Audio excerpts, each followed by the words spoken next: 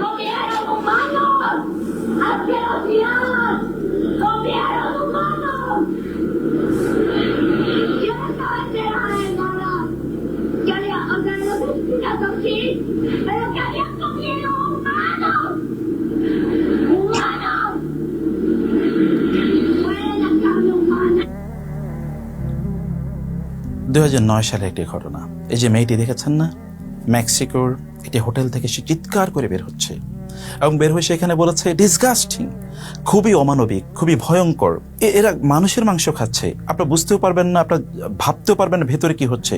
এরা মানুষের মাংস খাচ্ছে, মানুষের, এবং এরা মানুষের মাংসগুলোকে স্মেল করছে। আমি ভাবতেও পারি না এরকম ঘটনা করছে। এই যে মেয়েটি গ্যাব্রিয়েল রিকো, পরবর্তীতে আর তাকে খুঁজে পাওয়া যায়নি। 2009 সালের কথা বলছি। বিশ্বাস করুন, গত দুদিন আমি ঘুমাতে পারি না। যখনই ঘুমাতে চাই, চোখগুলো বন্ধ করতে চাই, তখনই শিশুদের দৃশ্যগুলো, লোমহর্ষক দৃশ্যগুলো আমার চোখের সামনে ভেসে ওঠে। শিশু পাচার, কন্যা, একেবারে শিশু 3 থেকে 9 বছরের বাচ্চাদের উপর যে অমানবিক, অমানসিক, পাশবিক যৌন নির্যাতন করা হয়েছে, সেগুলো আমার চোখের সামনে যখন ভেসে ওঠে, তখন আমার চিৎকার করে কাঁদতে মনে চায়। কোন সমাজে আমরা বসবাস করছি? আমি আপনাদেরকে এখন দুটো সত্য ঘটনা, বাস্তব ঘটনা বলবো, দুটো কাল্পনিক কথা বলতে চাই। 2001 সালে যখন আফগানিস্তানের মুজাহিদদের হাতে বন্দী হলো ইংল্যান্ডের সানডে এক্সপ্রেসের ব্রিটিশ নারী সাংবাদিক ইভান রিডলি, তিনি আফগানিস্তানের মুজাহিদদের হাতে 11 দিন বন্দী ছিলেন। তারপর তাকে রিলিজ দেওয়া হয়েছে। এরপর তিনি চলে গেলেন তার দেশে। তার পরের বছর অর্থাৎ 2002 সালে তিনি আফগানিস্তান হয়ে তার মেয়েকে, অর্থাৎ তার মেয়ে ডেইজিকে নিয়ে সমগ্র বিশ্বে তিনি ঘুরতে বের হলেন। 2003 সালে তিনি ইসলাম গ্রহণ করেছেন। লোকেরা বলল, আপনি কি দেখে এত অভিভূত হলেন যে আপনি ইসলাম গ্রহণ করলেন? তিনি বলেন, আফগানিস্তানে আমি আল্লাহকে দেখেছি। সুবহানাল্লাহ। এবং তারপর তিনি লিখলেন তার সেই বিখ্যাত বই, গোটা পৃথিবী জুড়ে সারা জাগানো সেই বইটি তিনি লিখলেন, in the land of Taliban. 2 নম্বর যে ঘটনাটি আমরা বললাম, 2009 সালের মেক্সিকোর একটি হোটেল থেকে এই যে মেয়েটি, যার নাম আমরা বলেছি গ্যাব্রিয়েল রিকো, সেখান থেকে বের হয়ে সে বলেছে এরা আসলে মানুষ খাচ্ছে, ভেতরের মানুষের মাংস খাচ্ছে, মানুষকে টুকরো টুকরো করে তারা মানুষের মাংস খাচ্ছে। আমি বলছি তারা মানুষের মাংস খাচ্ছে, একথা সে বলছে। এ দুটো ঘটনা বাদ দিই, এবার দুটো কাল্পনিক গল্প আপনাদেরকে বলি। ধরুন, পশ্চিমে যদি কারো 100 কোটি টাকা থাকে, তখন তিনি সবচেয়ে দামি একটা গাড়ি কেনেন, খুবই প্রাসাদের মতো করে বাড়ি তিনি বানান এবং আনন্দ ফুর্তির মধ্যে তিনি তার জীবন কাটান। যদি তার 1000 কোটি টাকা থাকে, তখন তার প্রাইভেট জেট থাকে, প্রাইভেট জাহাজ থাকে, রণতরী অর্থাৎ তার ভ্রমণতরী থাকে, এগুলো নিয়ে তিনি বিভিন্ন জায়গায় ঘুরে ঘুরে বেড়ান। আর যদি তারা বিলিয়নিয়ার হয়, তখন তারা মানুষের মাংস খায়। আবার বলছি, তারা মানুষের মাংস খায়, এবং যারা শিশু তাদের মাংস খায়, যারা কন্যা শিশু তাদের মাংস খায়। তারা তাদেরকে কাটে, ফ্রাই করে এবং তাদেরকে বারবিকিউ করে তাদের মাংস তারা খায়। এই দুটো ঘটনার বাইরে আরেকটি কল্পকাহিনী আপনাকে বলি। ধরুন, আপনার কোনো একটা কন্যা সন্তান, তার বয়স 3 থেকে 9, অথবা ধরুন তার বয়স 10 থেকে 15, এরকম একটি সময় তার কাছে কোনো একটা ইমেল আসলো যে তোমাকে তোমার একাডেমিক এক্সেলেন্সের জন্য তোমাকে স্কলারশিপ দেওয়া হলো, তোমাকে ওই ইউনিভার্সিটিতে বা ওই কলেজে তোমাকে পড়ানো হবে, তোমাকে প্রচুর পরিমাণ ইন্টেলেকচুয়াল আউটপুট তোমাকে দেওয়া হবে, ইত্যকার খুব বিশাল লোভ তার সামনে তুলে ধরা হলো। অথবা তাকে কিছু ফান্ডও দেওয়া হলো, অথবা তাকে বলা হলো তুমি সেলিব্রিটির সাথে থাকতে পারবে বা তাদের সাথে তুমি ক্যারিয়ার করতে পারবে। এরকম বলে আপনি খুবই আনন্দিত এবং আপনার কন্যা সন্তান আনন্দিত। তারপরে তাকে তুলে দিলেন বিমানে, ফ্লাইটে। তাকে যখন বিমানবন্দরে নামলো, তখন তাকে পার্সোনাল কোনো একটা জেটে করে তাকে নিয়ে যাওয়া হলো এমন একটা জায়গায়, যেখানে গিয়ে সে দেখলো তার স্বপ্নে সে মানুষগুলো, যাদের কথা সে এতদিন শুনে বড় হয়েছে, যে তাদের মতো হতে হবে, তাদের মতো এরকম প্রভাবশালী, সম্পদশালী, ক্রিয়েটিভ, ডায়নামিক হতে হবে, এরকম ইন্টেলেকচুয়াল, সায়েন্টিফিক, মানে এমন কিছু হতে হবে। গিয়ে দেখলো তাদেরকে সেখানে, কিন্তু তার হঠাৎ মুহূর্তের মধ্যে তার স্বপ্নভঙ্গ হলো। যাদের কথা তিনি এতদিন শুনেছেন, আপনার মেয়ে, তারা তার সামনে এরকম ডেমনের মতো এসে দাঁড়িয়েছে। অর্থাৎ তাদের চেহারায় কেমন লোলুপ দৃষ্টি, কেমন যেন হিংস্র একটা ভাব তাদের মধ্যে আছে, এবং তারা তার দিকে এগিয়ে আসে হিংস্র থাবা নিয়ে। কি যেন তারা একটা করতে চায়। এই মেয়েটি বোঝার আগেই তারা তার উপর ঝাঁপিয়ে পড়লো, তার উপর যৌন নির্যাতন করলো। তাকে তারা এমনভাবে তার উপর নির্যাতন চালালো, যেটু মানব ইতিহাসে এরকম নজির খুঁজে পাওয়া খুবই দায়। এই দুটো কল্পকাহিনীর পর এবার আপনাদেরকে আমরা বলি যে সত্যি কি এরকম কিছু ঘটতে পারে? হ্যাঁ, আপনারা যদি জেফ্রি অ্যাপস্টাইন এবং তার স্ত্রী এবং তার সহযোগী ম্যাক্সওয়েলের কথা আপনারা জানেন, যেগুলো আমরা গত কয়েকদিন যাবৎ দেখেছি যে হাজার হাজার নথি ফাঁস হয়েছে তাদের ব্যাপারে, 30 লক্ষ নথিপত্র, 2 লক্ষ প্রায় ফটোগ্রাফি এবং 2000 উপর ভিডিও পাবলিশ হয়েছে, যেগুলোতে এমন ন্যাক্কারজনক, অমানবিক এবং যৌন নির্যাতনমূলক মানে যেটা পাশবিক নির্যাতনমূলক এমন কিছু সিনারিও আছে যেটি আপনি শুনলে আপনার মানে শরীর এর লোমগুলো আপনি দাঁড়িয়ে যাবে। আপনি চিন্তা করতে পারবেন মানুষ কি এরকম কিছু করতে পারে? তারা যেটা করেছে তা হচ্ছে যে অ্যাপস্টাইন মানে জেফ্রি অ্যাপস্টাইন এবং তার স্ত্রী তারা মিলে ফ্লোরিডায় একটা দ্বীপ তারা কিনেছে এবং এটাকে তারা সুরম্য অট্টালিকা দিয়ে মানে অসাধারণ আয়োজন করে তারা রেখে সাজিয়েছে, মনের জন্য দুনিয়ার বেহেশতে বানিয়েছে। কিন্তু তার ভেতরে যখন কোনো মানুষ ঢুকে তখন এটা আসলে একটা ভয়ঙ্কর স্যাটানিক এম্পায়ার, একটা শয়তানের একটা রাজত্ব।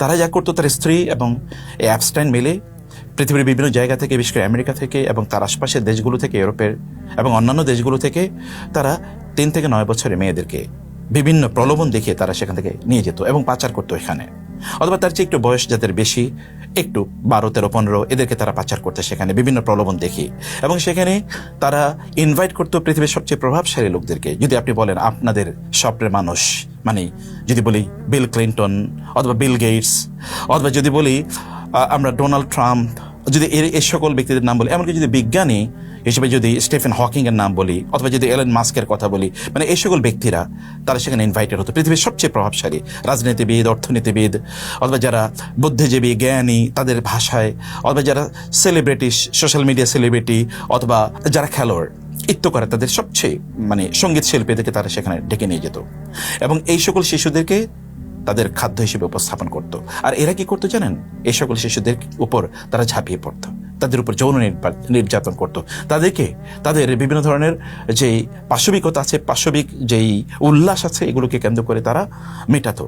এদের উপর তারা ঝাঁপিয়ে পড়তো, শিশুগুলোর উপর, এই যে ভয়ঙ্করী মানুষগুলো, এবং তাদেরকে করে করে তারা খেত।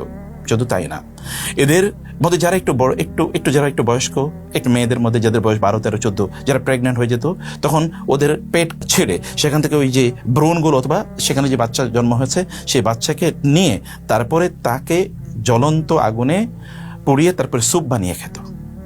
আবার কখনো কখনো এই শিশুদেরকে যৌন নির্যাতনের মুখে বাচ্চাগুলো মারা যেত, তখন তাদেরকে তারা হত্যা করতো, জবাই করতো, মারতো তাদের মাংসগুলো, তারপরে কেটে কেটে এরপরে ফ্রাই করে অথবা বারবিকিউ করে তারপরে তারা খেত।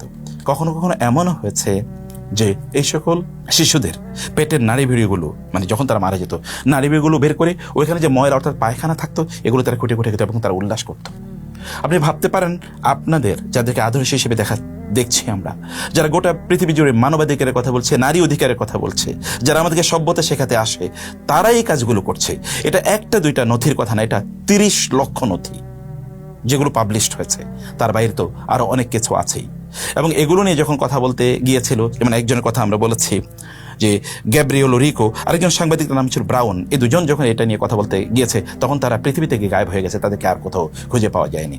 আর আমরা যে জেফ্রি অ্যাপস্টাইন এবং তার স্ত্রী এবং ম্যাক্সওয়েলের কথা বলেছি, এরা 3জনই হচ্ছে মোসাদের স্পাই, মানে মোসাদের গোয়েন্দা।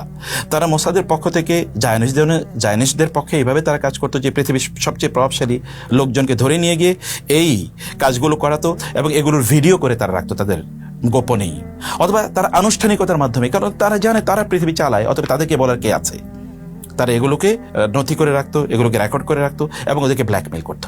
রাজনৈতিক জায়নিজমের পক্ষে রাজনৈতিক স্বার্থে তারা এগুলোকে ব্যবহার করতো, আবার তাদের অর্থনৈতিক স্বার্থে বা গোয়েন্দা স্বার্থে তারা এগুলো ব্যবহার করতো। এবং এভাবেই এই যে আমরা বলছি যে আপনারা অনেকে মনে করতে পারেন এটা কিভাবে সম্ভব। হ্যাঁ, অ্যাপস্টাইন মানে জেফ্রি অ্যাপস্টাইন তার এখন এর নাম হচ্ছে বাল। আপনারা জানেন কোরআন আল্লাহ সুবহানাহু ওয়া তাআলা বলেছেন, আতাদউনা বা'আলা ওয়া তাযারুনা আহসানাল খালিকিন, তোমরা বালের পূজা করছো, বালের প্রার্থনা করছো, তার কাছে তোমরা তোমাদের জিনিসগুলো চাচ্ছ, আর তোমরা আল্লাহ সুবহানাহুকে ছেড়ে দিয়েছো। মানে প্রাচীন জেরুজালেম এই অঞ্চলের যারা হিব্রু ছিল, তারা ইহুদি হওয়ার পূর্বে তারা মূলত বাল নামক একটা মূর্তির তারা পূজা করতো। এটা ছিল হিংস্র একটা প্রাণী এবং ঈসা আলাইহিস সালাতু ওয়াস সালামের বিরোধিতা এই বাল করেছে বলে বাইবেলে পর্যন্ত উল্লেখও আছে। যাই হোক, এর পূজা তারা করতো। আর বাল মূলত হচ্ছে শয়তানের প্রতিভূ, মানে এক্সাম্পল, শয়তানের রিপ্রেজেন্টেটিভ, শয়তানের রিফ্লেকশন।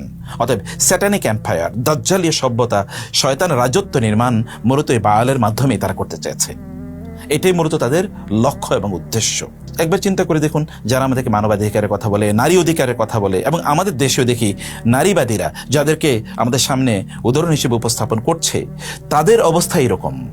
কিন্তু এই যে পৃথিবীর মোরাল হিসেবে যারা বসে আছে, তাদের এত অপকর্মের বিরুদ্ধে, তাদের এত পাশবিকতার বিরুদ্ধে, তাদের এত অমানবিক কাজের বিরুদ্ধে, এবং শিশু মানে কন্যা সন্তানদের বিরুদ্ধে তাদের যে আচরণ, এই আচরণের বিরুদ্ধে কোনো নারীবাদী, কোনো সংগঠন কি গোটা পৃথিবী জুড়ে একটা কথা বলেছে?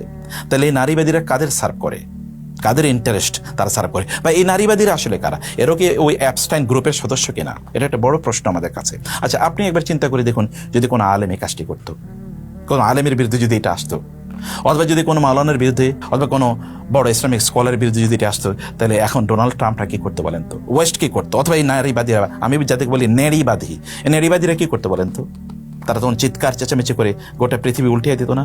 বা আমেরিকা হয়তো বলতো ঠিক আছে, ওই দেশকে আক্রমণ করা দরকার, কারণ এরা মানবতার শত্রু। কিন্তু তারা কই? ট্রাম্প এবং তার স্ত্রী, তার গোটা পরিবার এর সাথে জড়িত। আর অন্যান্যরা যারা আছে ধ্বজাধারী, তাদের প্রত্যেকের অবস্থা কিন্তু এরকম। এর সাথে আরেকটি বিষয় আমরা আপনাদেরকে বলতে চাই, তাহলে এই যে মানব অধিকার বা নারী অধিকারের এই যে স্লোগান, এই স্লোগানের মুখোশের আড়ালে আসলে একটা ভিন্ন মুখ আছে, ভিন্ন একটা এজেন্ডা আছে। তা হলো মানব জাতিকে শয়তানের রাজত্বে তাদেরকে নিয়ে যাওয়া, অথবা শয়তানের বা দাজ্জালের অধীনে তাদেরকে নিয়ে যাওয়া। এটাই মূলত এই কাজ। আমরা আপনাদেরকে বলতে চাই, প্লিজ, এই যে কথিত মানবাধিকার অথবা কথিত যেই নারী অধিকারের যেই স্লোগানগুলো আছে, এই ব্যাপারে আপনারা সাবধান হন। আমাদের যুবকদেরকে বলবো, তোমরা কাদেরকে আদর্শ হিসেবে গ্রহণ করছো এটা ভাবো। বোনদেরকে বলবো, আপনারা কাদের কথায় নাচছেন, কাদের কথা শুনছেন, কাদের কথায় আপনারা ঘর থেকে বের হয়ে যাচ্ছেন, অথবা কাদের কথায় আপনারা মনে করছেন যে এরাই আমাদের আদর্শ, এরাই আমাদের কল্যাণ চায়, কাদের কথায় দেখেছেন তারা কারা? এবং তাদের এজেন্ডা যারা আমাদের দেশে বাস্তবায়ন করতে চায়, অথবা বিভিন্ন মুসলিম দেশে যারা বাস্তবায়ন করতে চায়, অথবা পৃথিবীব্যাপী ওদের এজেন্ডা যারা বাস্তবায়ন করতে চায়, তারা আসলে কারা? তাদের মুখোশগুলো আমাদের কাছে উন্মোচিত হওয়া দরকার। আমরা বলবো আমাদের বোনদেরকে, আমাদের মেয়েদেরকে, যে আমরা তোমাদেরকে প্রচণ্ড ভালোবাসি, তোমাদের উপরই ভিত্তি করে এই মানব সভ্যতা টিকে থাকবে। তোমাদের নিজেদেরকে তোমাদের রক্ষা করতে হবে, এবং কোরআন তোমাদের কল্যাণ চায়। তোমাদেরকে যিনি সৃষ্টি করেছেন, আপনাদেরকে, মায়েদেরকে বলবো, আপনাদেরকে যিনি সৃষ্টি করেছেন মহান আল্লাহ সুবহানাহু ওয়া তাআলা, তিনি কি জানেন না আপনাদের কল্যাণ কোথায়? এই মানবরূপী এই পশুগুলো, তারা আপনাদেরকে বলবে যে আপনাদের অধিকার কি, আর সেই অধিকারের স্লোগানই আমরা দেব? No, never. আমরা তাদেরকে বিশ্বাস করি না। তাদের এই রূপ তো আমরা দেখতে পেয়েছি। আল্লাহ সুবহানাহু ওয়া তাআলা এই পাশবিকতা, এই নৃশংস, অমানবিক, এই স্যাটানিক এম্পায়ারের সদস্যদের থেকে আল্লাহ তাআলা আমাদেরকে এবং মানব জাতিকে রক্ষা করুন। আল্লাহুম্মা আমিন। আসসালামু আলাইকুম ওয়া রাহমাতুল্লাহি ওয়া বারাকাতুহু।